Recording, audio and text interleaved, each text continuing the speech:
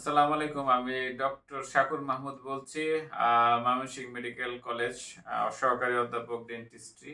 আজকে খুব গুরুত্বপূর্ণ বিষয় একটি কথা বলবো, সেটা হচ্ছে গত পর্বে আমরা আলোচনা করেছিলাম যে কি কি খাবার দাঁতের জন্য উপকারী। সেখানে একটি খাবার আমি ইচ্ছা করেই বলিনি আজকে সেটি সম্পর্কে ডিটেলস আলোচনা করব বলে। সেটা হচ্ছে কমল পানীয়। বাজারে যে সকল কমল পানীয় আমরা সাধারণত পান করে থাকি, সবগুলি কমল পানীয় আসলে দাঁতের জন্য অত্যন্ত খারাপ। এগুলি দাঁতের এনামেলকে ক্ষয় করে ফেলে, দাঁতের শিরশির ভাবকে বাড়িয়ে তোলে। অনেক সময় দাঁতের এনামেল ক্ষয় করতে করতে আমাদের দাঁতের ভিতরে যে মজ্জা আছে সেটাকে আক্রান্ত করে ফেলে এবং সেখান থেকে অনেক ধরনের জটিলতা সৃষ্টি করে। তাছাড়া যারা নিয়মিত কমল পানীয় পান করেন তাদের হচ্ছে দাঁতের ডিসকালারেশন বা দাঁতের যে কালারটা থাকে সেটা নষ্ট হয়ে যায়, একটা ইয়েলো ভাব চলে আসে। দাঁত ছাড়াও কিন্তু কোমল পানীয়র অনেক ধরনের মারাত্মক ইফেক্ট রয়েছে। যেমন ধরেন যে কোমল পানীয়তে সোডিয়াম বেনজয়েট থাকে, যেটা প্রিজারভেটিভ হিসেবে ব্যবহার করা হয়। এটি থাকার ফলে হয় কি, শ্বাসকষ্ট বা হাঁপানি, একজিমা, অ্যালার্জি, র্যাশ এগুলি সৃষ্টি হতে পারে। তাছাড়া যারা কোমল পানি নিয়মিত পান করেন তাদের স্থূলতা বা মেদ বৃদ্ধি পেতে পারে। যারা ওজন কমাতে চান তাদের আসলে কোমল পানীয় পরিহার করা উচিত। গবেষণায় দেখা গিয়েছে হৃদরোগ এবং স্ট্রোকের ঝুঁকি প্রায় 70% বেড়ে যায়। পিত্তথলিতে যে পাথরের যে হার সেটি প্রায় 30% বেড়ে যায়। অন্ত্রের ক্যান্সার এবং স্তনের ক্যান্সারের হার 42% বেড়ে যায়। আমাদের কোমল পানীয়তে যদি স্যাকারিন থাকে তখন সেটা করে কি আমাদের দীর্ঘদিন খাওয়ার পরে মূত্রাশয়ের ক্যান্সার সৃষ্টি করতে পারে।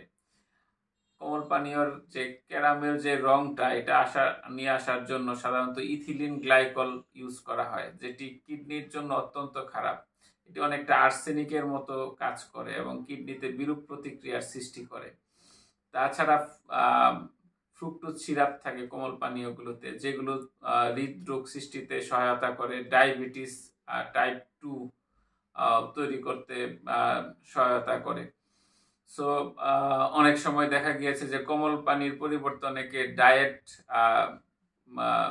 সফট ড্রিঙ্কস বিভিন্ন আছে যেগুলি বলে যে 0 ক্যালোরি হিসেবে অনেকে আখ্যায়িত করে। এগুলিতে চিনির পরিবর্তে সাধারণত অ্যাসপার্টাম ইউজ করা হয়। এতে কিন্তু আরো 92 ধরনের ক্ষতির সম্ভাবনা থাকে। এর মধ্যে টিউমার আছে, বন্ধ্যাত্ব আছে, মৃগী রোগ হওয়ার সম্ভাবনা আছে, মানসিক ভারসাম্য নষ্ট হওয়ার একটা ব্যাপার থাকে। সো দেখতে পাচ্ছি যে কোমল পানীয় কিন্তু আমাদের শরীরের জন্য মোটেও ভালো নয়। যারা নিয়মিত কোমল পানীয় খান তাদের আসলে মানসিক উত্তেজনা অনেক সময় বেড়ে যায়, অনিদ্রা হতে পারে, নিদ্রাহীনতায় ভুগতে পারেন। সো কোমল পানীয়র কিন্তু বিভিন্ন ধরনের সাইড ইফেক্ট আমাদের শরীরের মধ্যে আছে, শুধু দাঁতে নয়, সমস্ত শরীরেই আছে। আমি তো মনে করি যে সিগারেটের গায়ে যেমন লেখা থাকে যে ধূমপান স্বাস্থ্যের জন্য ক্ষতিকর, ঠিক তদ্রূপ কোমল পানীয়র গায়েও এরকম লেখা উচিত। কারণ একটা 355 মিলিলিটার যে কোমল পানীয়র বোতল থাকে সেটাতে প্রায় 10 চা চামচ চিনির অস্তিত্ব পাওয়া গিয়েছে। সো আমাদের গরম আসলেই সাধারণত আমরা এই কোমল পানীয়গুলি খেতে শুরু করি। এগুলি থেকে আমাদের বিরত থাকা উচিত। বর্তমানে শীতেও আমরা অনেকে ব্যাডমিন্টন খেলি বা বিভিন্ন ধরনের ফিজিক্যাল এক্সারসাইজ করি, এরপর অনেকে কোমল পানীয় খেতে পছন্দ করি, যা মোটেও ঠিক না। আসলে কোমল পানীয় সম্পর্কে আমাদের একটা ভুল ধারণা আছে যে আমরা এটা খেলে খাবারের পরে আমাদের খাবারটাকে সহজে হজম করে।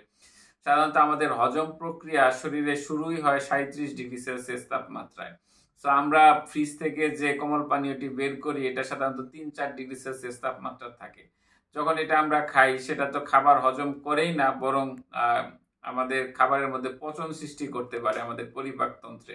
তখন বিভিন্ন ধরনের বদ হজম, টক ঢেকুর, পেটে গ্যাস হওয়া, ফুলে যাওয়া সহ বিভিন্ন ধরনের সমস্যা দেখা দিতে পারে। তো আজকে এটুকুই। সবাই ভালো থাকবেন, আমার জন্য দোয়া করবেন। আল্লাহ হাফিজ।